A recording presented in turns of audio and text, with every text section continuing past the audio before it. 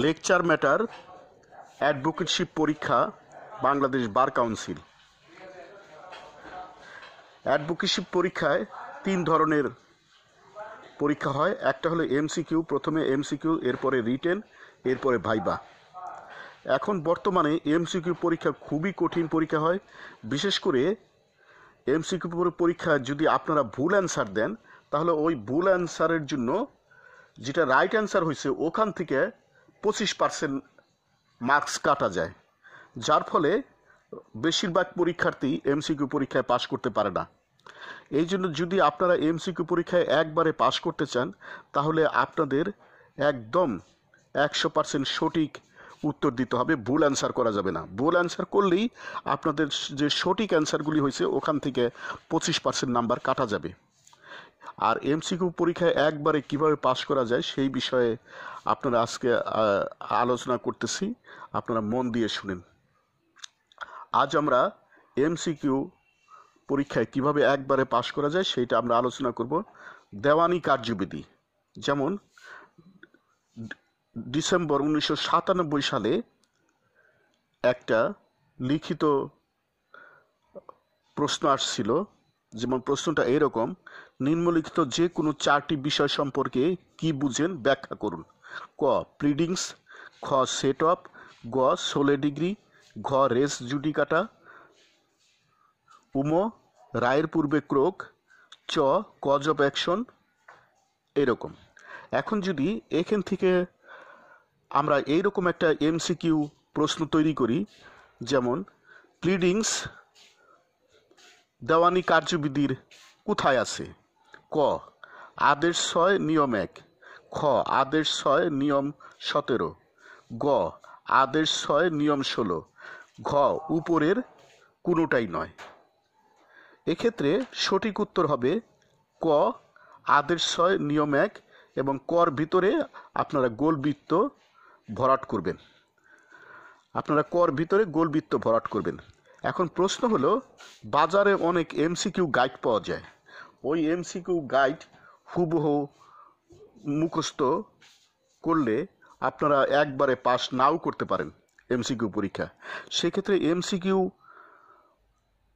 একবারে পাস করার সেরা উপায় হলো, যেমন এই যে এমসিকিউ প্রশ্নটা আলোচনা করলাম, যেমন প্লিডিংস দেওয়ানি কার্যবিধির কোথায় আছে? ক আদেশ 6 নিয়ম 1, খ আদেশ 6 নিয়ম 17, গ আদেশ 6 নিয়ম 16, ঘ উপরের কোনোটাই নয়। এখন এইটার সঠিক উত্তর হলো ক। তাহলে কতে লাল বৃত্ত ভরাট করবেন। এখন প্রশ্ন হলো, আপনি এমসিকিউ পড়বেন কিভাবে? সেক্ষেত্রে আপনি দেওয়ানি কার্যবিধির মূল বইতে আদেশ 6 এবং নিয়মটা ভালো করে পড়বেন, বহুমুখী এবং বহুমাত্রিকভাবে। আদেশ 6 ও নিয়ম 1টা আপনারা বহুমুখী এবং বহুমাত্রিকভাবে পড়বেন।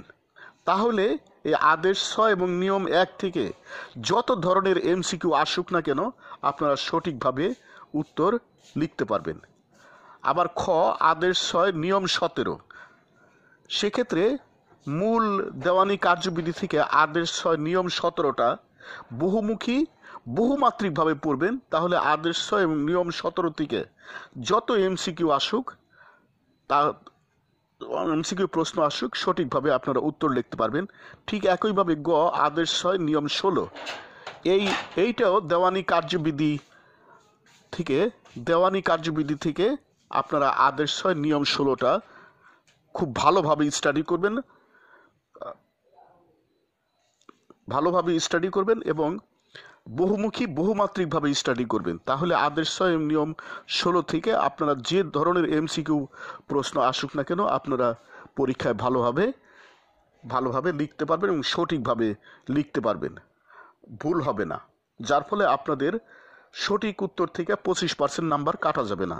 তাহলে আপনারা এইভাবে পড়বেন, অর্থাৎ মূল আইন থেকে এমসিকিউর সঠিক